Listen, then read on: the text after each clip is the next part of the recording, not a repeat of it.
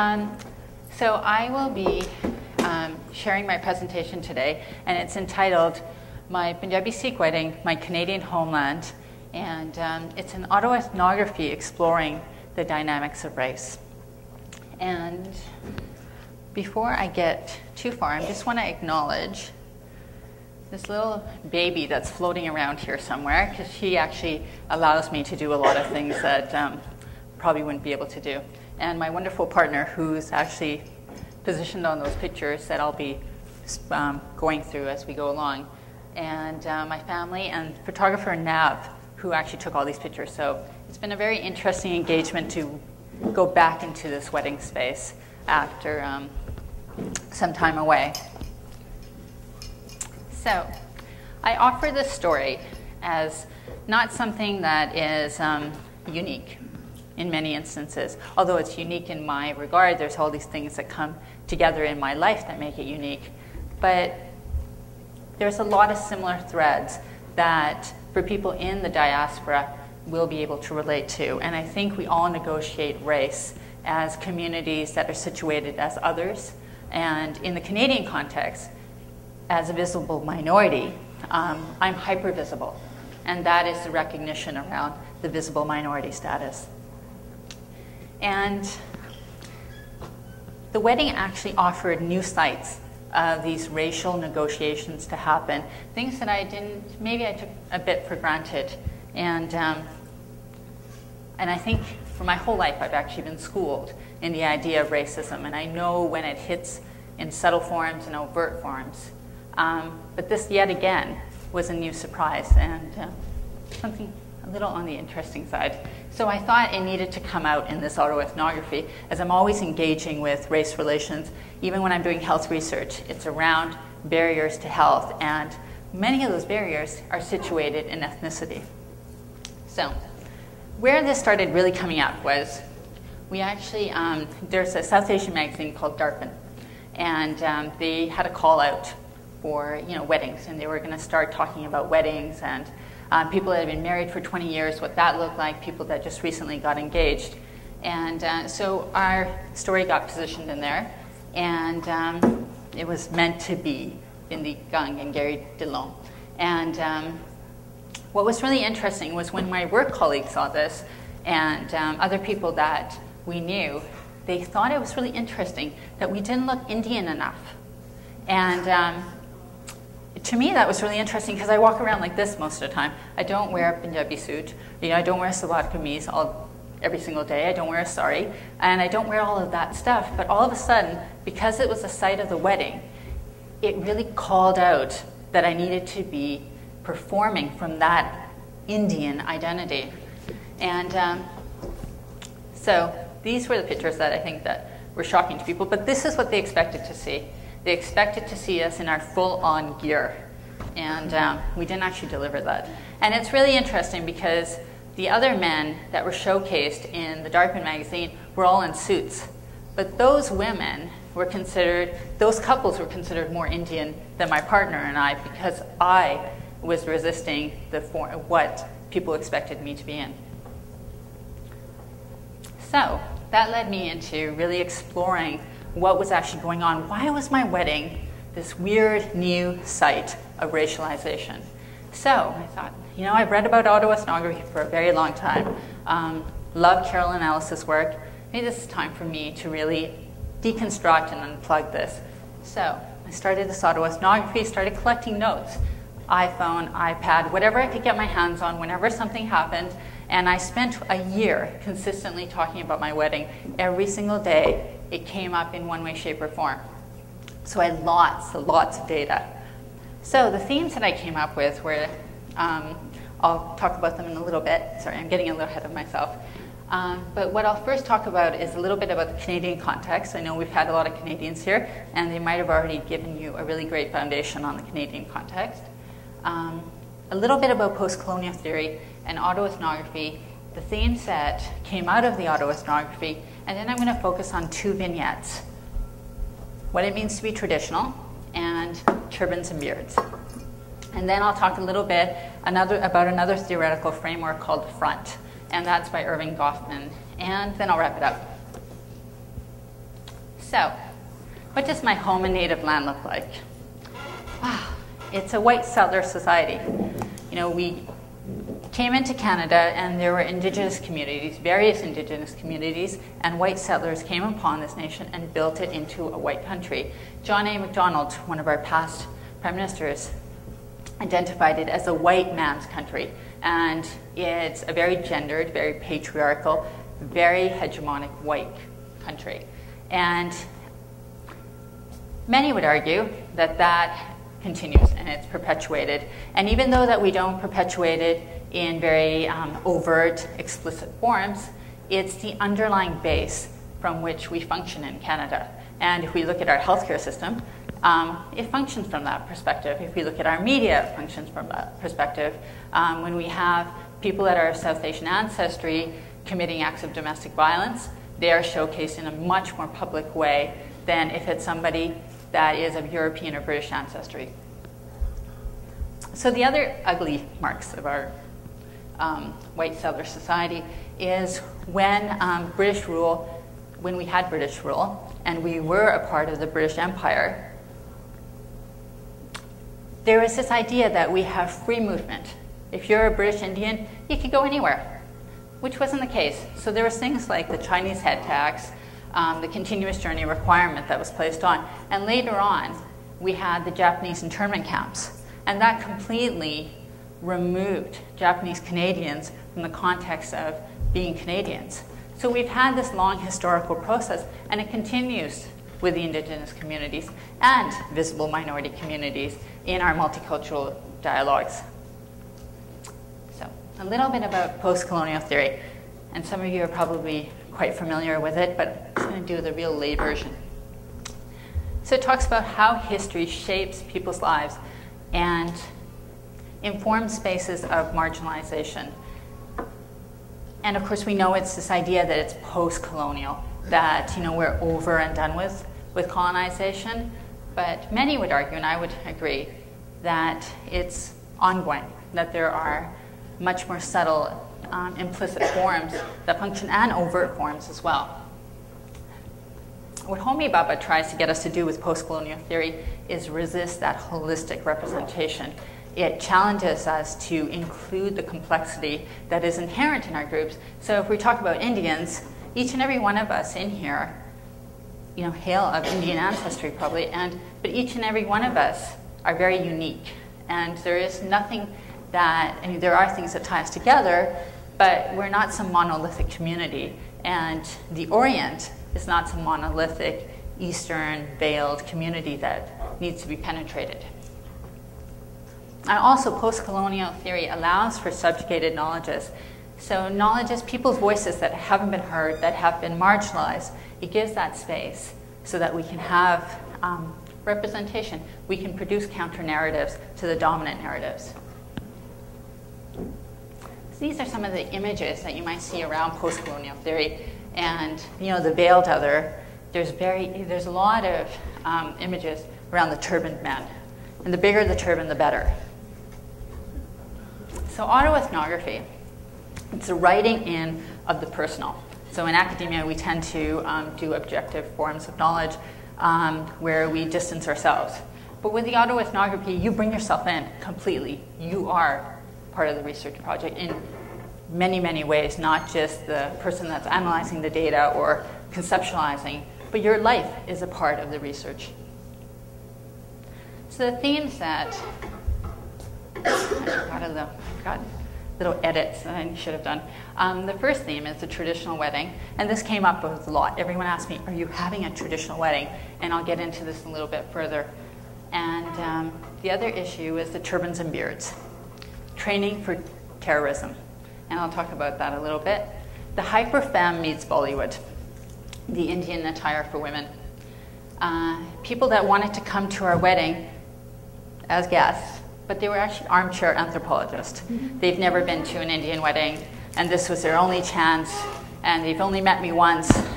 But please, and it's very interesting where your personal ends up becoming the public, and the personal details of the wedding were openly consumed and questioned and interrogated in ways that I think were different than other forms of weddings.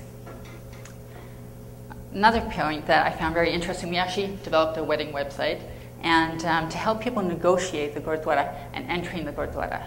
And we didn't want people surprised. I've seen people come to weddings in really short mini skirt halter tops and halter dresses and trying to sit on the Gurdwara floor, and like, that's just not going to work. So we tried to give some guidance around it, but people still found it very, very challenging to enter that space. So the first vignette, are you having a traditional wedding? So when people ask me this question, this is what they wanted to see.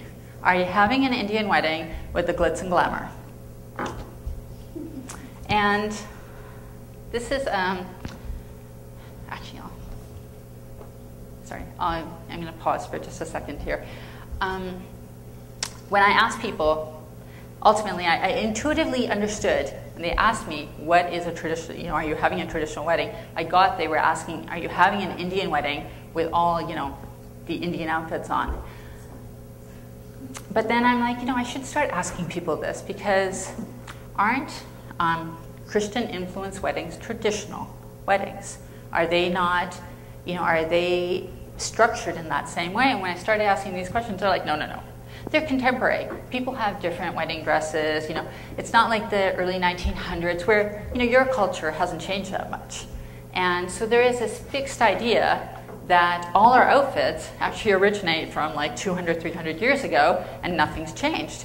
But, I try to explain, every single year there's new suits, there's new fashions, there's, we have fashion shows in India. And we have a very elaborate contemporary culture. And yes, we still wear Indian outfits, but that doesn't mean that our Indian outfits haven't changed since 1801 or something. And this idea that we are fixed, again, speaks to that idea of colonization, that this group is just not, they can't assimilate, they can't move beyond that space, and they can never become modern. And so you're going to laugh, because I still laugh when I read this. So I had a discussion with a woman that used to know my partner when he was in elementary school and high school, and my partner had invited his son, and we came to drop off the wedding invitation, and she spoke to me and met me for the first time. So dear, tell me, how long have you been preparing for this day? And I'm like, what do you mean? Your wedding day, of course. You must have trained since birth. And I was just dumbfounded. Trained since birth? I'm like, again, I just, for the life of me, that comment just I couldn't understand the comment. I'm like, trained from birth. I just don't get it. Well, your weddings are so involved with all the clothing, the jewelry, the special customs. Of course you can't just learn that. You must have been trained from birth to do this.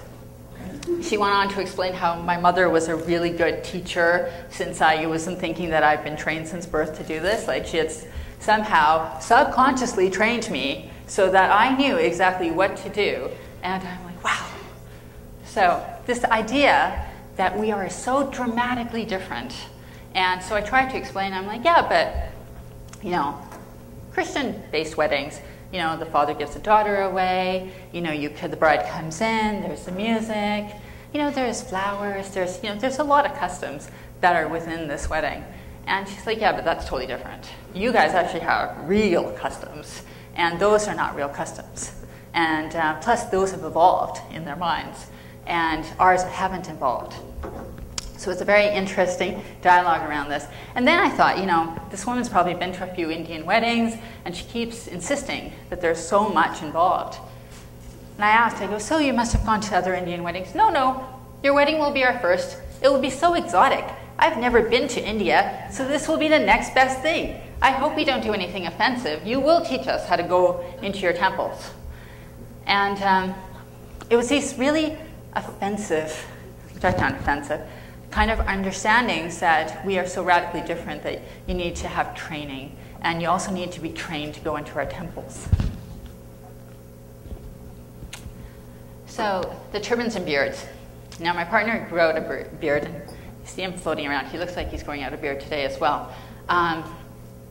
And I think this was really interesting because he doesn't have a beard to start off with. And my father, of course, Anamritari Sikh, had a beard, had a turban. So I don't think he had this dilemma of walking into spaces where there was all of a sudden a new space of difference. So he started growing out his beard, and acquaintances, friends, "Hey Gary, are you training to be a terrorist? Ha ha ha." Like, and you know, it stopped him in his tracks. And it was something that he didn't expect out of people that he knows or people that are work colleagues, and how that actually became a funny. Like, it was a funny thing to say that you are training to be a terrorist when you're getting married. And the same person I was speaking to, when I did tell her that Gary's going to be growing out a beard and wearing a turban, she clutched her chest. I knew I was going to do that to you, my apologies. And you know, Gary was across the room. He's like, "Oh my God, what real super duper feminist thing did you say that you freaked this old lady out?" And I'm like, "No, I didn't say that. I just said that you were going to have a beard and a turban." And she's like, "He's not like those people. You can't force him to do this." And I'm like, "What people? Me?" So it was a very interesting dialogue to have. And what it speaks to is what Poir and Rai say, that, you know, the turban has a symbolic nature to it. And it has come to represent violent patriarchy, this idea that it's oppressive, and it represents the Taliban in many contexts. It represents 9/11. In the Canadian context, it represents Air India bombing. It represents the hyper visibility of Sikh militants. It also represents this idea, Glasgow bombings. But the ongoing, in BC, we have this issue with the Indo-Canadian gangs that gets raised in the media a lot. And any time that there is domestic violence, and it's with the South Asian community, it's again this over-violent male that's perpetuating it. And when you have them with turbans and beards, and you got all the other stuff going on, it exacerbates it. So why is it that when we have hybrid identities, I'm Canadian, I was born and raised in Canada, you know, my passport says I'm Canadian, why am I always positioned as Indian? And I think that's a very interesting thing to negotiate when you are hybrid identity holders. And we're growing. We're a hugely growing community.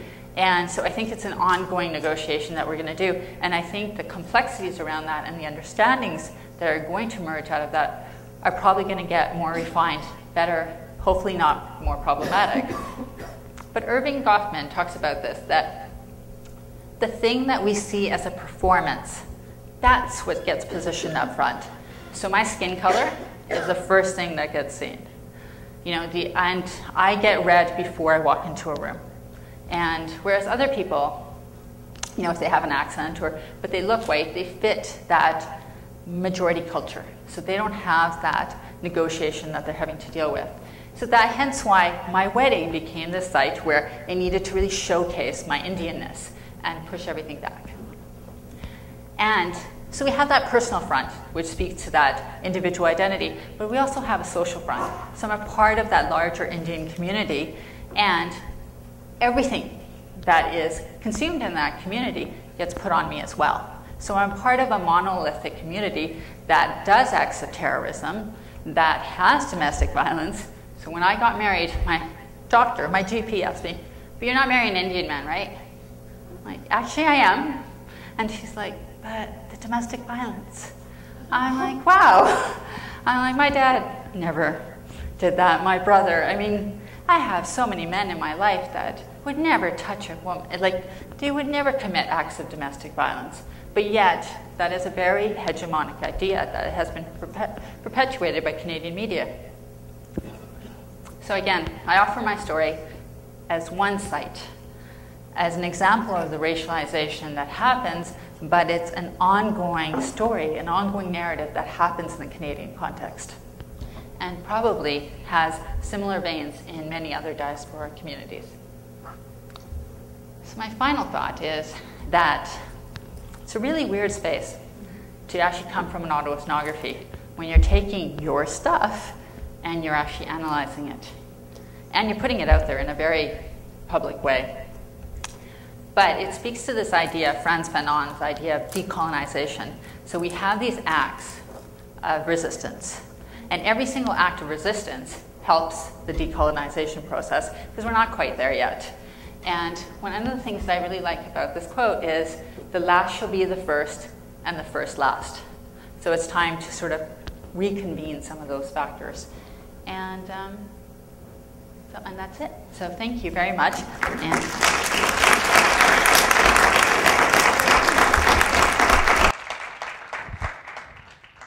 so you don't hear a crying baby, so I'm really glad.